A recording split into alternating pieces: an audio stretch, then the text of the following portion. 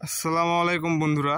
আজকে আমরা হঠাৎ করে মনে পড়লো যে একটু ঐতিহ্যবাহী হরগড়ি মন্দির এবং ভীমের পানটি ঘুরতে যাই।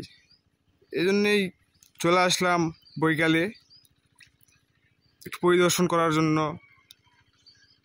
এসে হঠাৎ করে দেখি যে এই লম্বা পাথরটি যে দাঁড়ায় রয়েছে ঠিক অনেক বড়ই ছিল, কিন্তু আজকে দেখতেছি হঠাৎ করে এসে ভাঙতে ভাঙতে হঠাৎ অনেক ছোট হয়ে গেছে।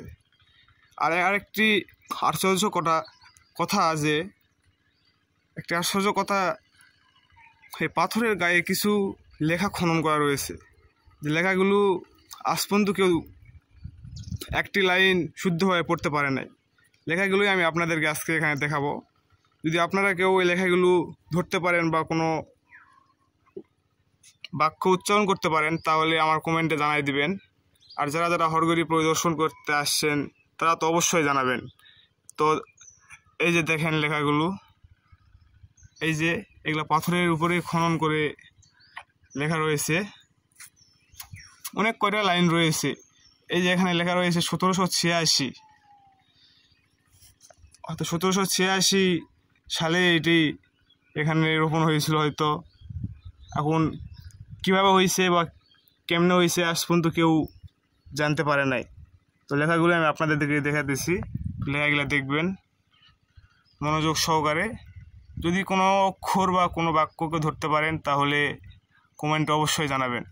আর যারা যারা হরগড়ি পরিদর্শন করছেন তারা তো অবশ্যই লেখাগুলো দেখছেন।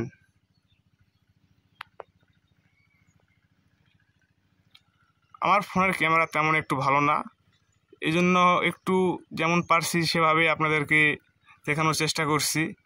তো আপনারা যেভাবে পারছেন দেখতে তা দেখতে পাবেন। আমি অবশ্যই যে এখানে একটি অক্ষর ধরতে পারছি, যে দেখেন এই যে এই যে এই যে এই যে এই যে এই যে অক্ষরটি, যে এই যে এটা কিন্তু মা, তাই না? দেখেন ভালো করে একটু, অক্ষরটা মনে হচ্ছে যে মা, এটা মনে হচ্ছে ঘু, তারপরে একটা মনে হচ্ছে দিনতান্ন, তারপরে গ, এরকম হয়তো কিছু কিছু অক্ষর ধরা যায় বা কিছু কিছু অক্ষর জানা। যেমন এই যে এই অক্ষরটা কিন্তু আমি ধরতে পারতেছি না, যে এটা আপনারা যদি বুঝতে পারেন যে অক্ষরটা, এই যে পুরো লাইনগুলো দেখেন, এই যে এক একটা লাইন কত সুন্দর করে খনন করে লেখানো রয়েছে এখানে।